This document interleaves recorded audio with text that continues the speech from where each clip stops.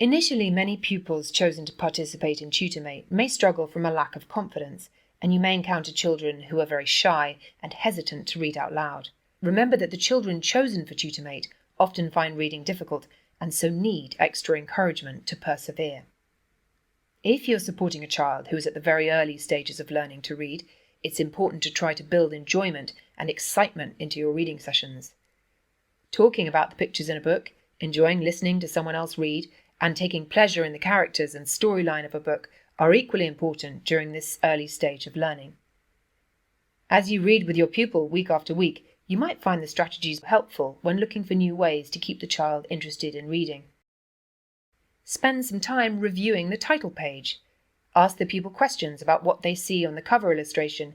Can they make a prediction about what the story is about? Take a picture walk through the book.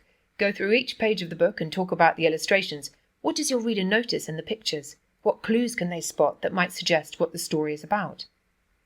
Another option is to create your own story. Go through the story and create your own version of the story together. Does your reader have a story they love to read? If so, use the revisit and repeat technique. Each time your reader revisits the same story, they become more and more familiar with the sounds that are repeated throughout the story.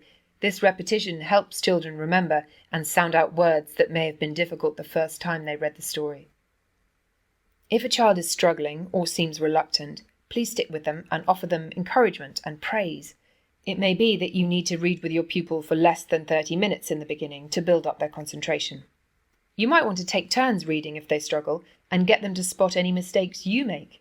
Our monthly newsletters will also offer you a variety of tips and tricks to use as the year progresses. As you work with your pupil, keep in mind that rewarding their success is an important component in building reading confidence. It will boost their self-esteem and make them feel great.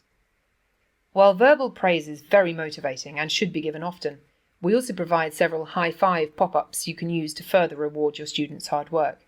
When giving praise, explain what it was they did so well. Let them know why you feel it deserves praise. Remember, it's not just about the result, it's about the effort.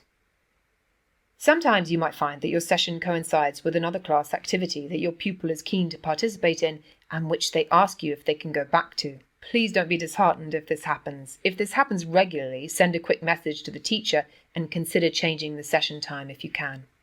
Occasionally you may find your struggling reader may appear to be uninterested or be easily distracted. They may even tell you they don't want to read and display challenging behaviour.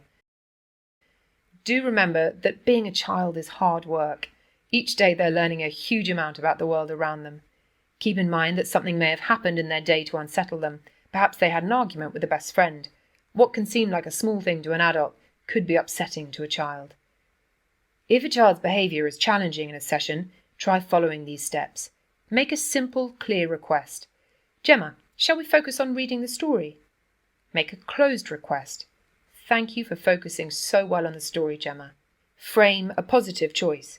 Gemma, are you able to focus on reading with me, or do we need to stop reading for today? If your session doesn't go to plan, remember it's not likely to be about you.